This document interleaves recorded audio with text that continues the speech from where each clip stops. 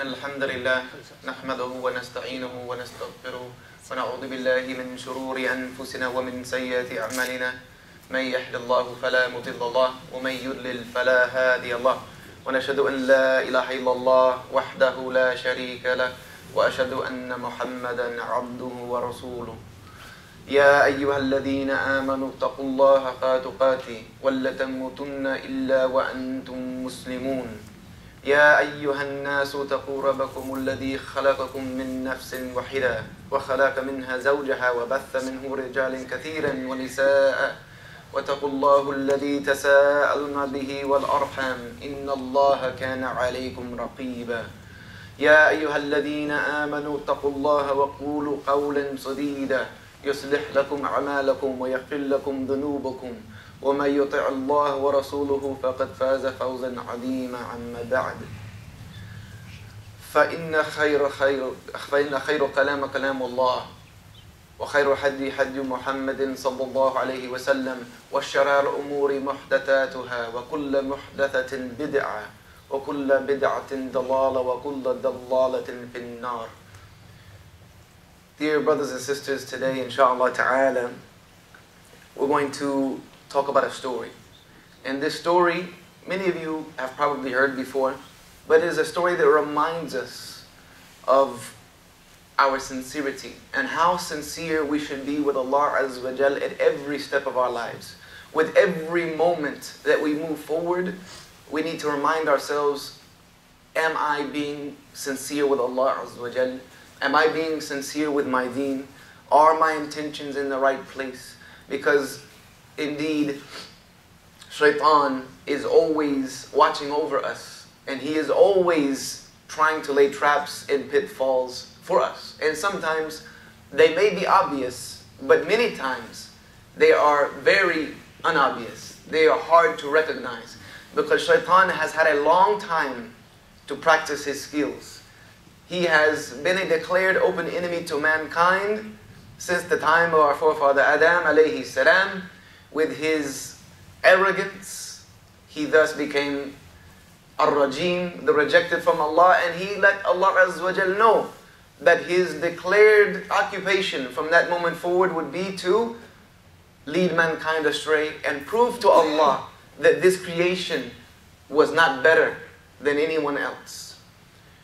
This story is the story of a man from Bani Israel. His name was Barsisa, and he was known as Barsisa the Abid, Barsisa the worshipper. He was from Bani Israel.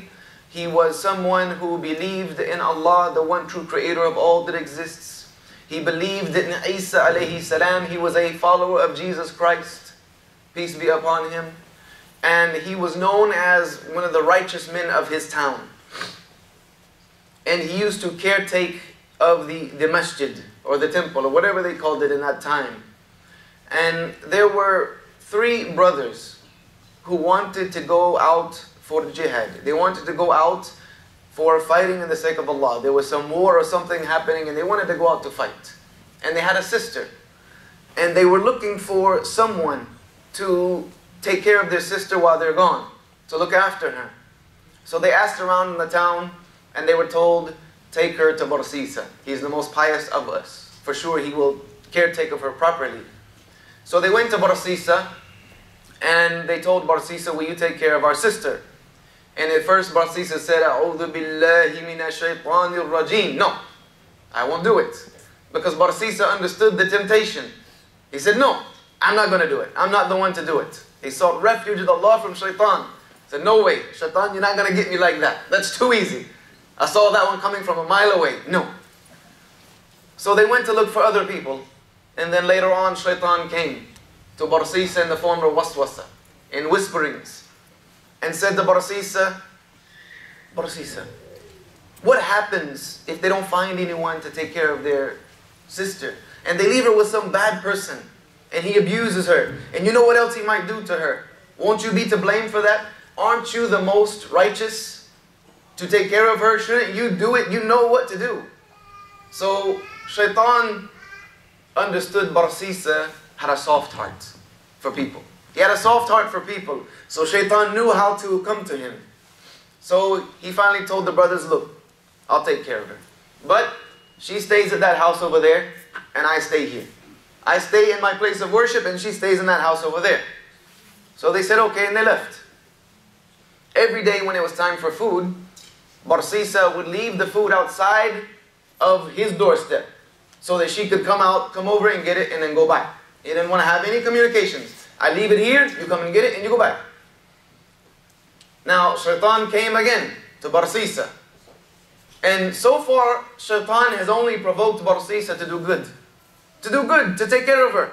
He's provoking him to do good. Shaitan comes to him again and says, Barsisa, have some sense, man. Don't you know that when you put the food outside of your door, she has to come all the way out, walk all the way across, get it and go back. And people see her. And they see that she's alone. What sense does that make? Why can't you just walk it across and put it on her doorstep? So Barsisa said, yeah, it's a good idea. You're right. Again, Shaitan is provoking him to do good. Make it easier for her. Don't have her come out and reveal herself. So Barsisa goes and he starts putting the food on her doorstep. And then Barsisa again is approached by Shaitan through the whisperings. And he says, Barsisa, when she opens the door, people still see her.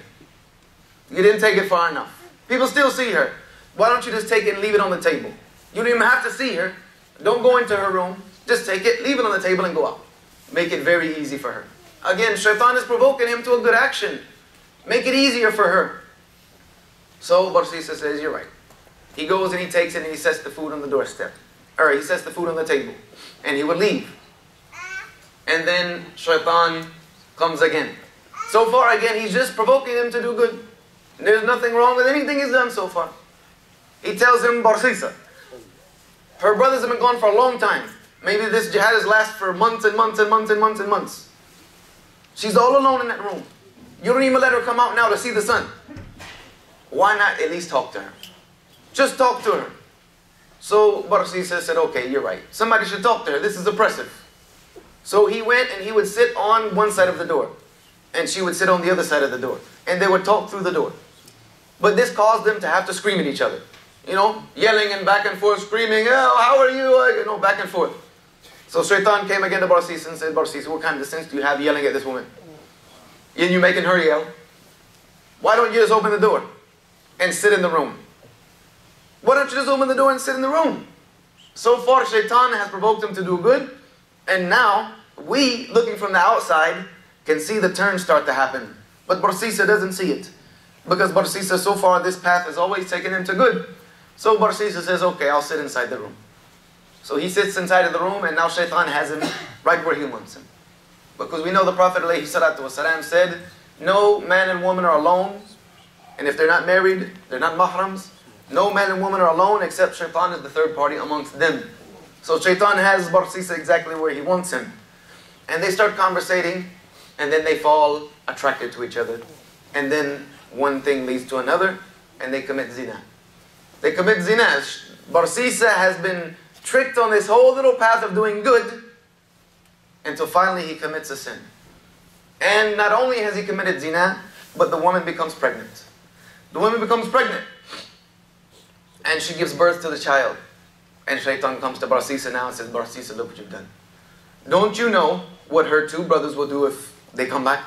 Don't you know what they're going to do to you? You have to get rid of the evidence. Kill the child. Get rid of the evidence. So Barsisa, in his confusion now, kills the child. Kills the child and buries it in that room. Then Barsisa is approached by Shaitan again and he tells him, Barsisa, do you really think that you're going to kill that woman's child and she's not going to say anything to anyone? Do you really think you're going to be able to kill her child and she keep quiet about it? You have to kill her too. So Barsisa kills her and buries her in the room as well. He goes outside and he builds a fake grave. A fake grave. And when the brothers finally return, they say, where's our sister? And Barsisa says, oh, inna lillahi wa inna ilayhi raji'un. She got sick and she died. And I buried her right here. She got sick. I tried to do the best I could, but was beyond my capacity, so she died. So the three brothers, they said this, the qadr of Allah. This is the qadr of Allah, we can't change it. They accepted Allah's will, and they went home. That night, in their sleep, Shaitan came to one of the brothers and says, did you believe the story that Barsisa told you? Are you serious? Are you that gullible? Wallahi, he killed both of them. And they're buried in that room. And if you go and uncover that room, you'll find their bodies. You see, Shaitan is the trick master. So when the brother wakes up, he tells the other two brothers what happened. And they say, by Allah, we had the same dream. They all three had the same dream. So they said it must be true. So they went to the grave that Barsisa showed them and they dug it. And there was nothing there. So they went to the room, uncovered a rock, dug a little bit, and they found their sister and a child. So they ran and snatched Barsisa up and said, by Allah, you are going to pay for this. You're going to pay for this. So they started to drag him to the ruler. On his way of being dragged to the ruler, Shaitan comes now in his clear form, who he is. And he tells Barsisa, do you know who I am? Yeah, I know who you are. You know, I am the one that has caused you all this trouble. I am the one that caused all this trouble to you from the beginning. And I'm the only one that can get you out of it. You're in a big mess now. You're in a big mess. He says, do you want me to get you out of it?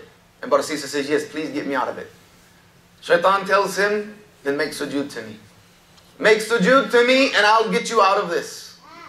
So Barsisa, in his fit of anguish and trying to free himself from his punishment, he makes sujood to Shaitan. And then what does Shaitan do? He stands in front of him and says, see you later, Barsisa. I got what I want. And he leaves. That's it. He left him. He said, I got what I want. See you later. I am free of you now. I fear Allah, the Lord of all creation. And he left. And not long after that, very shortly after, Barsisa was killed for his crime. And Barsisa's last act in this world was to make sujood to Shaitan. So on the Day of Judgment, Barsisa will be resurrected making sujood to Shaitan. Complete kufr. Complete kufr. Now, look how deceitful our enemy is. He was provoking Barsisa to do good. Provoking. And all along Barsisa thinks he's on a path that's going to lead him to good. So he's doing good. So he makes a failed mistake in not checking his intention the whole way. Checking his intentions, like, hold on a second, wait a minute. Is this still pleasing Allah? Am I still doing the right thing? If he would have done that, he would have known the moment he's stepping foot in the house, hold on a second, I'm getting on a slippery slope here. Shaitan, you might be good, but you're not that good. But Barsisa fell into the trap. And Shaitan was leading him on step by step, placing a little bit in front of him, a little bit in front of him, a little bit in front of him. Little did Barsisa know he was drifting off from the straight path. Until Shaitan got what he wanted, which was to make him commit complete kufr. Complete kufr. As Allah Azza wa Jal tells us in the Quran, كَمَثَلِ الشَّيْطَانِ, like when Shaitan says to man, disbelieve. And when he disbelieves, Shaitan says what? بَرِيٌّ مِّنْكَ, I am free from you. I am free from you. إِنِّي أَخَافُ اللَّهَ رَبِّ الْعَالَمِينَ, I verily fear Allah, the Lord of all creation. So Allah tells us in Surah Al-Hashr, Shaitan provokes man, come on, do something. Do this, do that, until he gets them to disbelieve. And when he gets them to disbelieve, Shaitan will say, I'm free of you. I fear Allah. Because even though Shaitan has rebelled against Allah and has been accursed for all eternity, he still knows who Allah is. He knows what Allah is capable of. He understands the power of Allah. So he doesn't want to stand near you. He has his own punishment. He's not going to take yours too. So he'll say, you know what? I'm free of Allah. I'm free of you. I fear Allah. So we might be able to think that Shaitan is provoking us to do this or do that. But realistically, Shaitan is just guiding us down a road. He's leading us. He cannot force us to do anything. On the Day of Judgment, when people try to blame Shaitan, Shaitan will say, whoa, wait a second. All I did was whisper to you. All I did was entice you. All I did was provoke you. You are the one who gave in. You're the one who gave in. So on this day, you have to accept your sin. I have to accept mine. That's it. Shaitan cannot be blamed for anything that we do, because he only provokes us, and he has already been accursed forever. He's going to Jahannam forever. He just wants to bring as many people. You know, they say, what is it? Misery loves company. Misery loves company. So shaitan wants as much company as he can get. And he will get a lot of company. He will have a lot of company. The Prophet ﷺ said on the day of judgment, Adam alayhi salam will be brought forward and say, bring all of those who are ready for the fire. And Adam alayhi salam will ask, Ya Allah, how many do you want me to get? He will say, out of every 1,000, bring me 999. So shaitan will have a lot of company. And this hadith is in Bukhari, authentic. He will have a lot of company. But ask yourself, are you heading in that direction or not?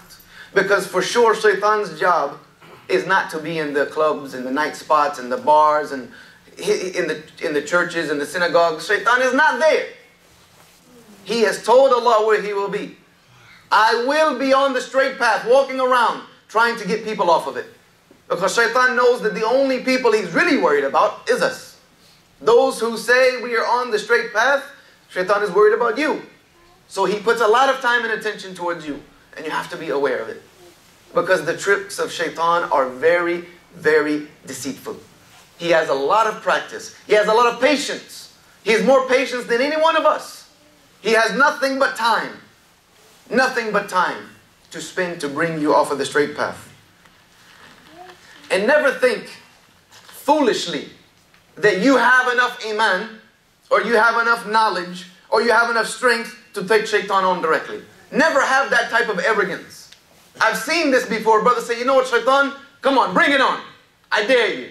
I said, you are out of your mind. You are a fool, an idiot, to provoke someone like shaitan. Because for sure, he has more tricks up his sleeves than you have knowledge. For sure. He's been at this a long time. That's why Allah Azza wa Jalla tells us in the Quran that the only ones who truly fear Allah are those who have knowledge. Those of the scholars who have sincere, deep-rooted knowledge, they would not even themselves command anyone or provoke anyone or even entice anyone to take on shaitan directly. No, avoid him at all costs. If you see him coming this way, go that way. If he's over there, go back, turn around, make a left, turn right, get away from it. Whatever you can do. This is why we say, A'udhu billahi minash shaitanir rajim. I'm seeking protection with Allah from you. We're not saying, come on shaitan, bring it on. I don't never have seen a dua like this from the Prophet alayhi salatu wasalam. And none of us are Umar. None of us are Umar where shaitan will take a different direction if we're going down the same path. So don't fool yourselves into this. Also Allah Azza wa Jal reminds us in the Quran in Surah Al-Baqarah, Ya ayyuhalladhina amanu dukhulu fi silmi kaffah. O you who believe, enter into Islam with complete submission and do not follow khutuwat al-shaytan, the footsteps of shaitan. Don't follow the footsteps of shaitan. Innahu lakum aduwwum mubin, for indeed he is to you an open plain, declared enemy. Allah is reminding us, enter into Islam completely. This is your safety, your deen. So come into it completely. Do not follow the footsteps of shaitan. Beautiful advice. Allah is reminding us that the completeness of our deen is a safeguard against shaitan. But the moment you decide, you know what, this little bitty part of Islam that I don't really grasp, I'm just going to leave it out.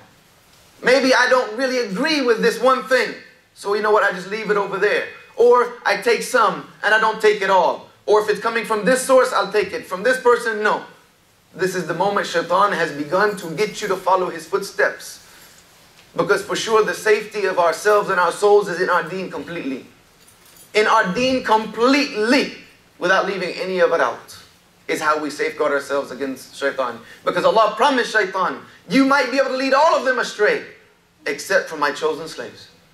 There will be some shaitan, you won't be able to touch them, because they have entered into my deen completely, and my protection is upon them, even from you.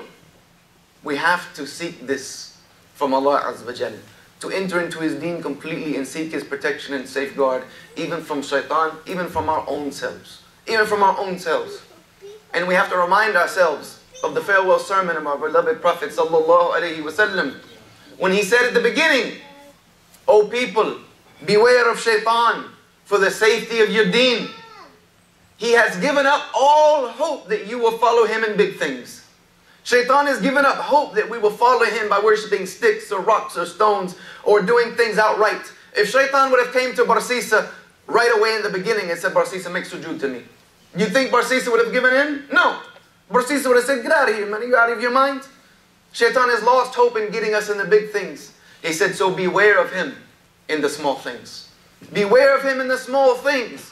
And this is where Shaitan is beating us every single day, is in the small things.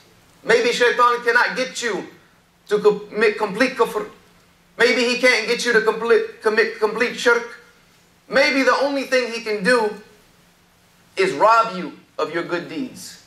Maybe Shaitan will come to you in your salah and rob you of the khushu in your salah. Rob you of the sincerity of your salah. Maybe every act that you do, Shaitan will come with it and try to mix in a little bit of arrogance or a little bit of selfishness, something with it to rob you of your good deeds. And wallahi, if Shaitan has done that, then you are the people whom the Prophet ﷺ said are the bankrupt. Because when he asked his companions one day, he said, who are the bankrupt ones? They said, the ones with no money. He said, by Allah, no. The bankrupt ones are the ones who will come before Allah on the Day of Judgment thinking they have a mountain of good deeds, and then all of those good deeds turn into dust. Because they had something else mixed in with it. They had some insincerity mixed in with it. Maybe they had a little bit of arrogance, a little bit of selfishness. Something was mixed with it that Shaitan put into it, provoked them to put into it, that robbed them of all of their deeds. And on the Day of Judgment they will have nothing. That's bankruptcy.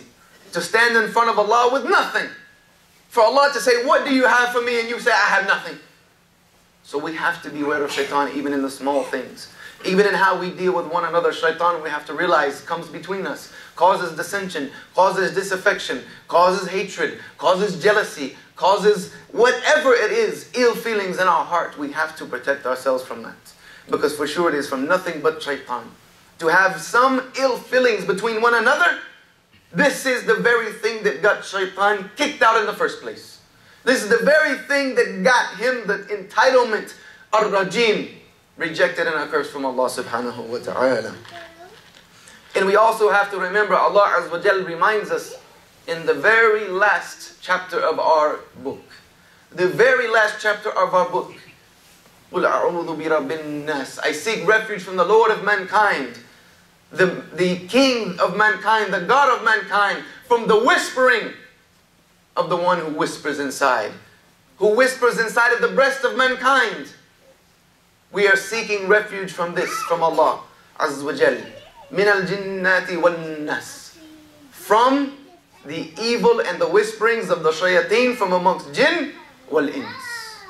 We have to remind ourselves that Shaitan doesn't work alone. He's not a one-man operation. He has many minions on his side. From amongst the jinn and from amongst mankind. That are Shaitan. So we have to be wary. We have to be vigilant. We have to constantly be on guard. Because we are fighting a war every single day of our lives. We're fighting a war every single moment of our lives. Against Shaitan, against his minions, against our lower self. And we have to win this battle. Because this war will decide the victor will get the spoils of paradise. And the loser gets the punishment and wrath of Allah. So this is a war we can't lose. This is a war we cannot afford to lose. We can't afford to give up. We can't afford to surrender. We must fight it every single day of our lives. Every waking moment of our life. When Ahmad ibn Hanbal rahimahullah ta'ala, when his son said, when my father was going through sakaratul maut, the pains of death, he was passing in and out of consciousness. I heard him saying, no, not yet. No, not yet. So I became worried. You know, he thought maybe my father at the last moment, maybe he's gotten weak, he's breaking down. He's saying, no, not yet. Not death. I don't want to die yet. So when his father woke up, he said, Father, I heard you saying, no, not yet. No, not yet. Who were you talking to? He said, son, Shaitan was standing next to me. And as I was going in and out of consciousness, Shaitan was biting his fingers, saying, oh Ahmed, I have lost you. Oh Ahmed, I have lost you. Look how deceitful Shaitan is there to the last moment. He said, I've lost you. Ahmed said, no, not yet. No, not yet. Not until my death. Not until my soul leaves my body am I free from you. And I will fight you to the end. Shaitan never gives up on us. So we should never, ever give up on him. أقول كذا هذا واستغفر لي ولكم فاستغفروا إنه هو الغفور الرحيم.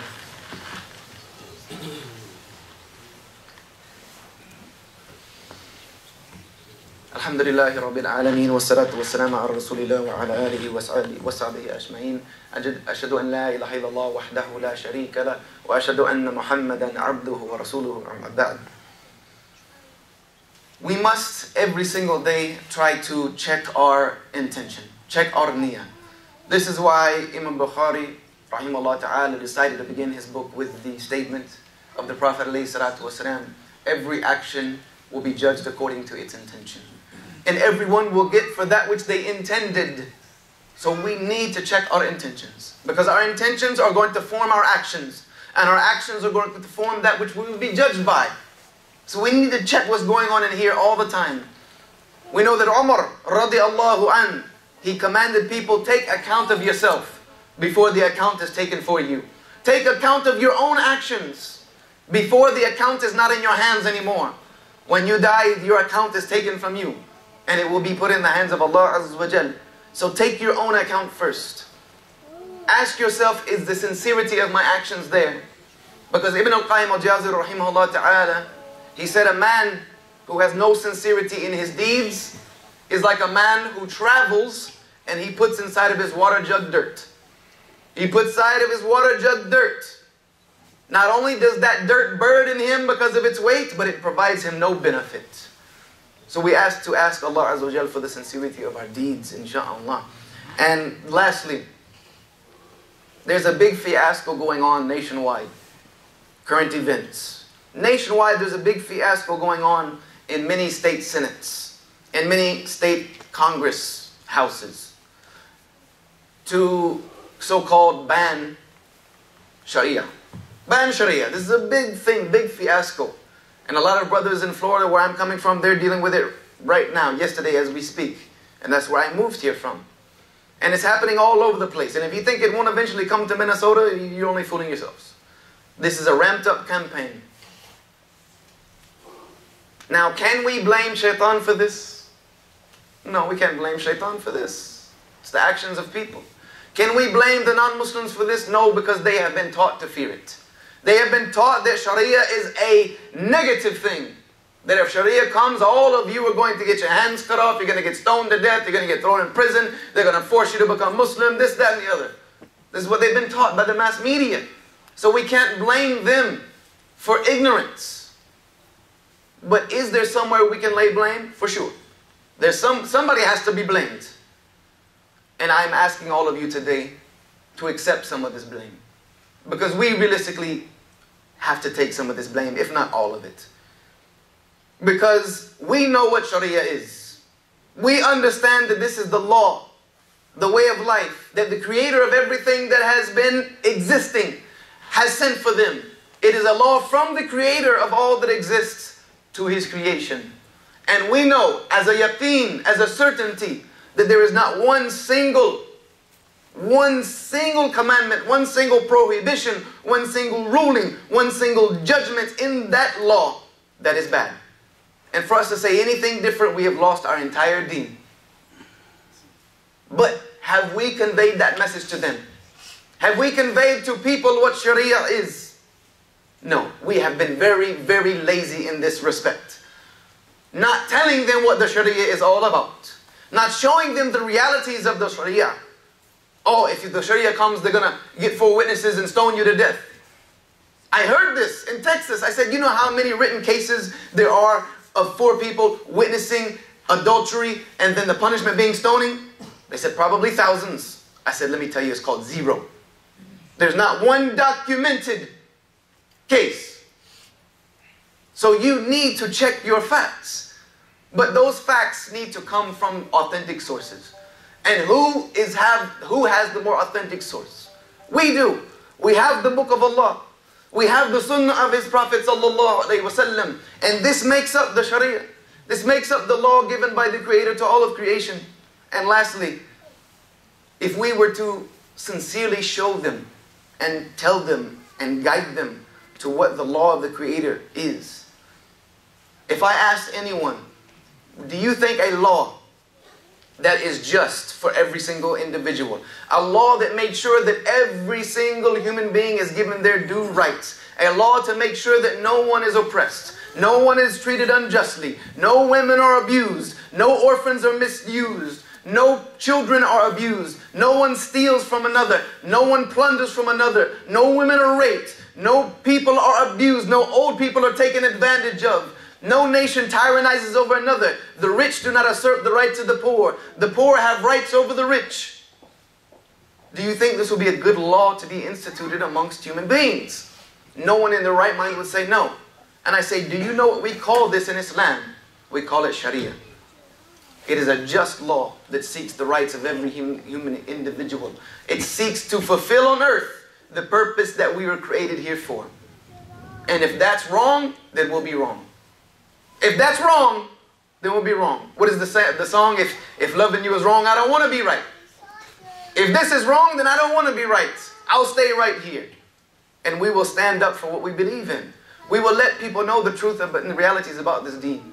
If we had done that maybe a decade ago, we might not be going through some of the things that we're going through now. So we need to accept the blame and we need to apologize. We should apologize. We're sorry we haven't done our job. We have not clearly conveyed this to you. And we apologize for that. But from now on, we will be more clear. If you want to know what Islam is about, come. Our doors are open. Come, our doors are open. My house is open to you. My phone is open to you. Here's my email address. If you want to know what Islam is about, here it is. And those who want to know will come. They will come. And those who want to just create mischief, they will stay out there creating mischief. And those we let Allah Azza wa Jal deal with them, because He has a special place for them. But we need to do our job, which is to convey simply the message of La ilaha illallah to the world. ربنا اتنا في الدنيا حسنة وفي الآخرة حسنة وقنا عذاب النار. اللهم انصر الإسلام والمسلمين. اللهم انصر وعز الإسلام والمسلمين في كل مكان يرحم الراحمين وعدلة الشرك والمشركين. رب اغفر لنا ذنوبنا وإسرافنا في أمرنا وثبت أقدامنا وانصرنا على القوم الكافرين وسبحانك ربك رب العزة عما يصفون وسلام على المرسلين والحمد لله رب العالمين.